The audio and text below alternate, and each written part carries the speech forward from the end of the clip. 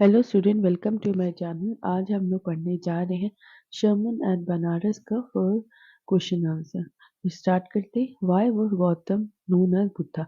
गौतम को बुद्धा क्यों बोला गया था? बुद्धा मीन्स द अवेकन और the enlightened. After 7 years of wandering, Gautam attained wisdom. When he started sharing his new understanding with the suffering people, he was called Buddha. ठीक है। Gautam means क्या होता है? बुद्धा मीन्स अवेकन, जो जगा हुआ हो, जिसको द एनलाइटमेंट मिल गया, मतलब ज्ञान की प्राप्ति हो गई है। वो 7 साल तक घूमने के बाद बुद्धा को क्या मिला था? एनलाइटमेंट मिला था। वो सफरिंग के बाद में उनको अपनी अंडरस्टैंडिंग समझ में आई थी, और वो सब थॉट अब लोगों के साथ वो शेयर करना स्टार्ट कर दिए थे, और तभी से उनको बुद्धा बोला गया था। Where did Buddha preach his first sermon? What was it all about? Buddha ने फर्स्ट sermon कहाँ बोला था? उन्होंने फर्स्ट sermon बनारस में बोला था। Gautam Buddha preached his first sermon at Banaras, the holy city. It was about the way to overcome our sorrow. It reflects Buddha wisdom about one incredible kind of suffering. ठीक है। उन्होंने शर्म में बोला था कि सौरों से कैसे निकला जा सके। ठीक है। ओवरकम, ठीक है, निकलने को बोलते हैं। It reflect Buddha wisdom. Buddha मतलब ज्ञान। ठीक है। और about one instable kind of suffering, एक काइंड ऑफ सफरिंग जो होती है उससे कैसे निकला जाता है, जैसा कि उन्हें फर्स्ट शर्मन में बोला था। When and where was Gautam Buddha born? Why did he decided to leave the palace? कहाँ जन्मे थे Buddha? Buddha was born in 563 BC northern India. Buddha was always from all sorrow of life. ठीक है। उन्हें मतलब बुद्धा को हर दुख से अलग रखा गया था, बिकॉज वो राजा के पुत्र थे। Once he saw a sick man, a beggar, an aged man, and a funeral procession, he realized that the world was full of sorrow. He wanted to attain knowledge, so he decided to leave the palace to get enlightenment. ठीक है। जब उन्होंने एक बूढ़ा आदमी, एक गरीब आदमी, एक बीमार आदमी और एक फ्यूनरल में से शव यात्रा को देखा, तब उन्होंने सोचा कि द वर्ल्ड, दुनिया पूरी फुल ऑफ सॉरो से भरी हुई है। ठीक है। और उसने वो अटेन करना चाहते नॉलेज कि इस दुख का कारण क्या है, और इस दुख से निकला कैसे जा सकते। इसीलिए उन्होंने पैलेस छोड़ दिया था। How did Bodhi tree get its name? After 7 years of wandering, Gautam Buddha sat under a peepal tree. He attained knowledge under that tree and got enlightened. He renamed the tree as Bodhi tree, which means the tree of wisdom. Bodhi means knowledge. 7 साल तक घूमने के बाद वो एक दिन people tree के नीचे बैठ गया। ठीक है। और उन्होंने वाव ले लिया था, मतलब कसम खा ली थी, जब तक उनको एनलाइटमेंट नहीं मिलेगा वो इस जगह से हिलेंगे ही नहीं। ठीक है। ही rename the tree as a Bodhi tree.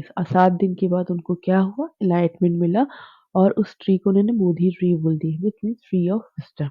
ठीक है। बोधि मीन्स नॉलेज। बोधि क्या मतलब होता है? नॉलेज। मतलब उस पेड़ के नीचे जो भी बैठेगा उसको ज्ञान की प्राप्ति होगी। Why do people think that Kisa had became mad? लोगों को क्यों लगा था कि किसा पागल हो गई है? Kisa Gautami only son had died. She had was not allowed to accept the fact that once a mortal die, she not cannot be brought back to life. She went to her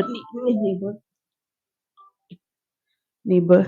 Sorry, she went to her neighbor with her dead son to get some medicine to bring him back to life. People thought that Kisa had gone bad. ठीक है। जब किसा गौतमी का एक मात्र पुत्र की death हो गई थी। ठीक है। ओनली सन मतलब एक एक ही सन। और और उसे लगा था कि कोई मेडिसिन दे देगा तो शायद मेरे बच्चों को फिर से वो जीवित हो जाएगा। तो वो नेबर, आस पड़ोस के लोगों के पास जाती रही और मेडिसिन मांगती रही। तो लोगों को लगा किसा पागल हो गई है। ठीक है। क्योंकि मरा हुआ इंसान जीवित नहीं हो सकता। What was the greatest sorrow that pained Buddha? ठीक है। उन्होंने क्या सॉरो देखा था जो जिनसे बुद्धा को बहुत ज्यादा पेन हुआ था? Poverty, illness, death were the greatest sorrow that pained Buddha. He saw a poor man begging, an old man, and a funeral procession that changed his course of life. ठीक है। ये चारों चीजें उनको बहुत ज्यादा पेन किया। This sight moved him so much that he went out in the world to seek enlightenment and truth. ठीक है। ये चीज़ उनको इतने ज़्यादा चुभ गई थी कि वो एनलाइटमेंट के लिए निकल गए थे। What kind of suffering is reflect in the sermon? क्या शर्मन में किस काइंड को सफरिंग को बताया गया, समझाया गया है? Grief over the death of love one is the main theme of the sermon. अगर किसी की डेथ हो जाती है, ग्रीफ मतलब जो दुख, sorry, grief over the death मतलब क्या होता है, अगर कोई इंसान मर गया और उसके चाहने वाले को जो ग्रीफ हो रहा है, जो वो शोक पा रहे हैं, उससे कैसा निकला आ सके, शर्मन में सबसे ज्यादा उस सफरिंग के बारे में समझाया गया है। Grief over the death of love, जैसे हमारे माँ बाप या किसी का हस्बैंड या किसी का वाइफ की डेथ हो जाती, उस ग्रीफ से कैसे निकला जा सकते, उसकी अंडरस्टैंडिंग के बारे में शर्मन में बताया गया।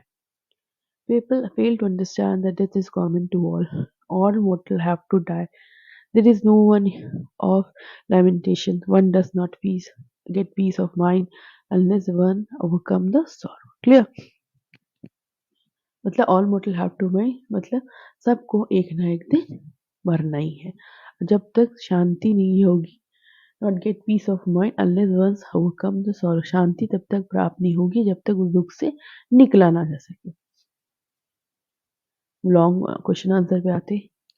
When her son dies, Kisa Gautami goes from house to house. Why does she ask for? Does she get it? Why not?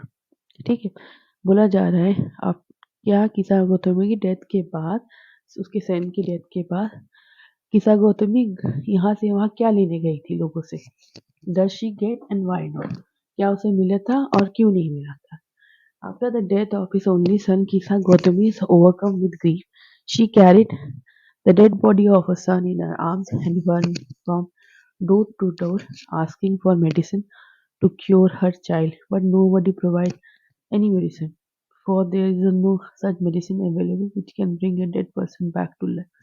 ठीक है, तो बोला जा रहा है इसके जब सन की डेथ हो गई थी तो वो सन को लेके अपने मरे हुए बच्चे को लेके डोर टू डोर जाके बोल रही थी कि क्या मुझे मेडिसिन दे दो कि मेरा बच्चा फिर से जीवित हो जाए। बट किसी के पास ऐसा मेडिसिन है ही नहीं, for there is no such medicine available which can bring dead person back to life. ठीक है, किसी के पास ऐसा मेडिसिन है ही नहीं जिससे कि पूरा मरे हुए इंसान को दोबारा जीवित करा जा सके। क्लियर आता, यहाँ था बैक टू लाइफ, देखो लिखा हुआ है यहाँ पर। नेक्स्ट पढ़ते हैं।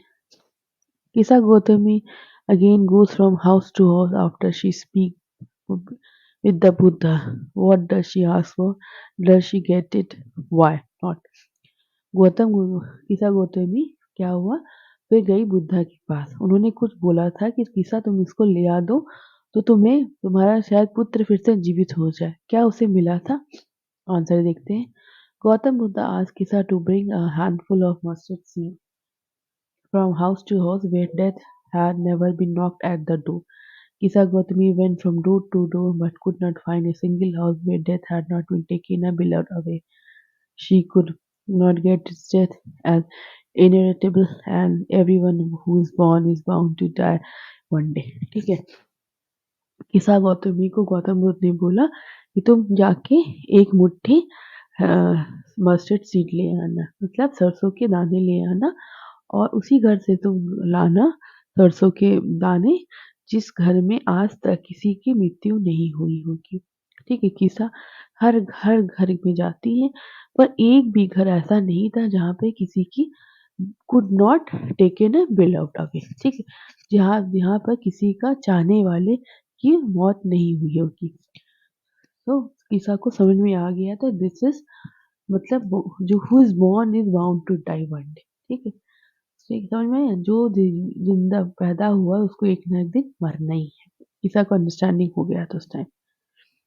Why did Kisa Gautami understand the second time she did not understand the first time? Was a Buddha wanted her to understand? ठीक है, किसा गौतमी को क्या समझाना चाहते थे? After failing to procure handful of mustard seed from house to house, where death was never knocked at the door, she sat down on the roadside feeling helpless. She saw that light of the city that flickered and was extinguished. At last she was darkness everywhere. She lied that death was common to all and was being selfish in her was.